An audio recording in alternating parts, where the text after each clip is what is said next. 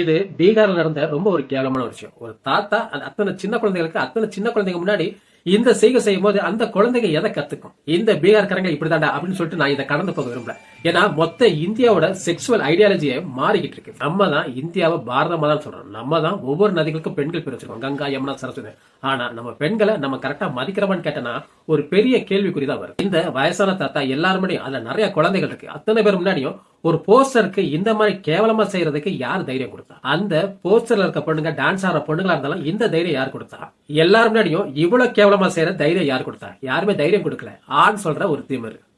நான் இதையும் முன்னாடி சொல்லிக்கிறேன், எல்லா ஆண்களும் இப்படி இல்ல. சில ஆண்கள் இப்படி பண்றதுனால மொத்த ஆண்கள் சமுதாயம் இப்படிதான் இருக்கும்னு சொல்லிட்டு எல்லாருக்கும் ஒரு ப்ரொஜெக்ஷன் ஆகும்ல.